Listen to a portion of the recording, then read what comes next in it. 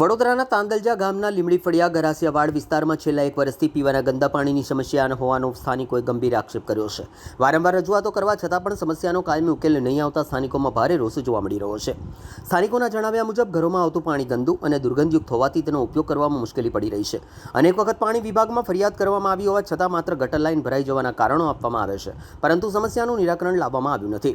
રહીશોનો સવાલ છે કે જો ગટર અને પાણીની લાઈનો અલગ અલગ રાખવાની જવાબદારી તંત્રની છે તો પછી બંને લાઈનો ભેગી થવાની પરિસ્થિતિ કેમ સર્જાય। સ્થાનિકોના આક્ષેપ મુજબ વહીવટી બેદરકારી અને યોગ્ય જાળવણીના અભાવે ગટરનું પાણી પીવાના પાણીમાં ભળી રહ્યું છે।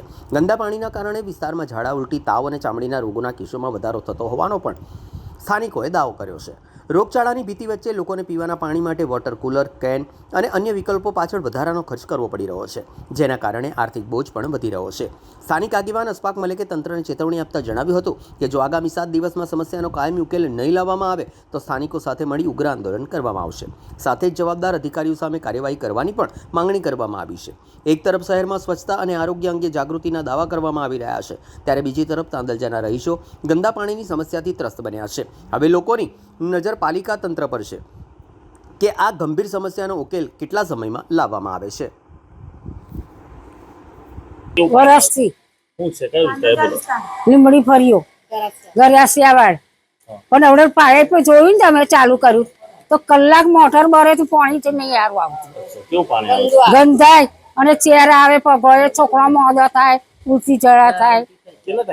વર્ષથી આ બધા આવે તો બટલાઈ નાહી જાય, જોઈ નાહી જાય।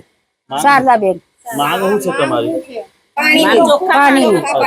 તાંદલજા વિસ્તાર લીમડી ફળિયું ગરાસિયાવાડ આ છેલ્લા 1 વર્ષના સમયથી અમે લોકો આ ગંદા પાણીની સમસ્યા માટે અહીંયા ઝઝૂમી રહ્યા છે। વારંવાર રજૂઆતો કરીએ છીએ। રજૂઆતો કરે તો પાણીના કનેક્શનો કાપી જાય, 3 મહિના સુધી પાણીના કનેક્શનો કાપીને ચેકિંગની કાર્યવાહી થાય। કાર્યવાહી થયા બાદ પણ ફરી જ્યારે કનેક્શન જોઈન્ટ કરે તો ફરી ગંદુ પાણી એવું ને એવું જ રહે।